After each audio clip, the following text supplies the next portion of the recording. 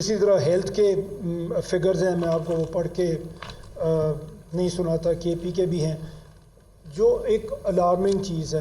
हमें आगे बढ़ना चाहिए, बट अनफॉर्चुनेटली केपी और बलूचिस्तान ये वो हमारे प्रोविंसेस हैं जिनमें पिछले 10 साल में लिटरेसी रेट एक्चुअली नीचे चला गया। इस दौर में, जिस दौर में दुनिया आज गुजर रही है, कम मुल्क हैं जहाँ पे 90% से कम लिटरेसी है, कम मुल्क हैं ऐसे, 100% वाले मुल्क हैं। हमारे पास 2 ऐसे प्रोविंसेस हैं जिसमें लिटरेसी रेट नीचे चला गया, और पंजाब में ऊपर गया बट ओनली 5%, 66% पे आ गया, 61 था, ओनली 5%। और ये वो लोग हैं जो बस अखबार पढ़ सकते हैं लोकल लैंग्वेज में। इनकी तादाद अभी हमारी ये रह गई है, और लिटरेसी रेट आपका नीचे जा रहा है। जो आज बढ़ना चाहिए था वो नीचे जा रहा है। इसी तरह आपका जुडिशल सिस्टम है, अल्लाह ताला आपको बचाए कि आपको कभी किसी अदालत में ना जाना पड़े। जिनको कभी जाना पड़ा है वो जानते हैं कि ज़िंदगियां गुजर जाती हैं अदालत में। एक फोरम पे चीफ जस्टिस साहब वहाँ पे थे, मैंने उन्हें कहा कि जी आपको पता है कि चोरी और डकैती, इसमें कन्विक्शन रेट इज़ 0। आप बाहर निकलें, आपका मोटरसाइकिल अगर कोई छीन के ले जाए, पहले तो FIR दर्ज नहीं होगी, अगर दर्ज होगी तो आप झूठे गवाह लाएंगे, क्योंकि जिस रोड पे आपका मोटरसाइकिल छीना है वहाँ पे कोई गवाही देने के लिए तो तैयार ही नहीं होगा। ये मैं बेस्ट केस सिनारियो की बात कर रहा हूँ, होता क्या वो आपको भी पता है। लेकिन आपकी FIR दर्ज होगी झूठे गवाहों पे।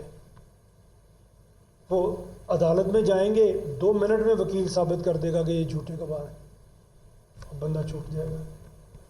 ये एक तरीका है। आपकी मोटरसाइकिल चोरी हुई, आपने FIR दर्ज ही नहीं कराई, FIR दर्ज करा दी, मिल गई मोटरसाइकिल।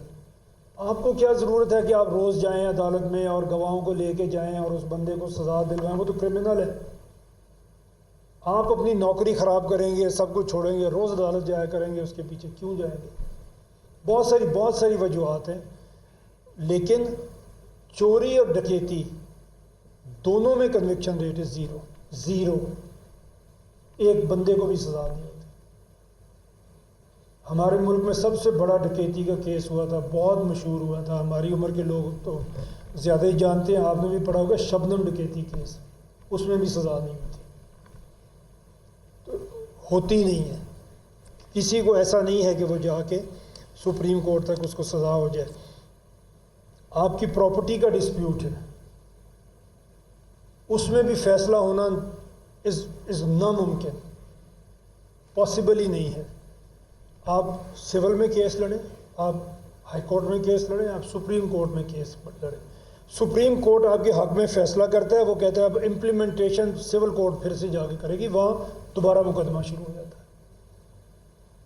अब ये लेजिस्लेशन किसने करनी है? जिन्होंने करनी है वो तो गलियां नालियां बनाते फिर रहे हैं, वो तो कानून साजी कर ही नहीं रहे। जो मसले हैं हमारे, खुदा ना खास्ता, अल्लाह ना करे किसी फैमिली में मर्डर हो जाए, एवरेज हमने इसमें निकाला है 17 से 18 साल लगते हैं उस केस को डिसाइड होने में।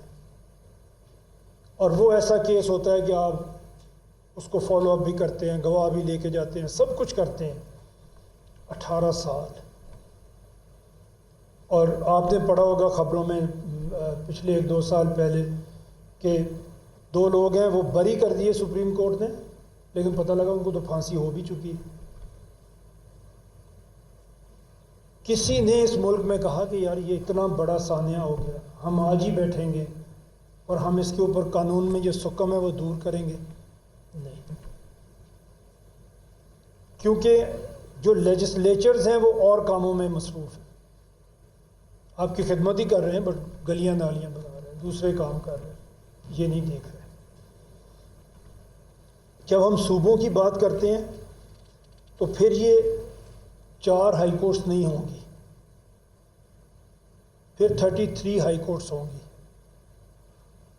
फिर उनके सामने केसेस लगेंगे। जो पेंडिंग केसेस, अगर आप एक जज जिस दिन बैठता है, हम उनको बुरा कहते हैं क्योंकि हमारे साथ अच्छा सलूक नहीं होता, बट एक जज जिस दिन बैठता है उसके सामने एवरेज 1000 केस पड़ा होता है एक दिन में। वो क्या कर लेगा? ह्यूमनली पॉसिबल ही नहीं है कि वो उसमें कोई इंसाफ कर दे। वो फिर सेलेक्टिव से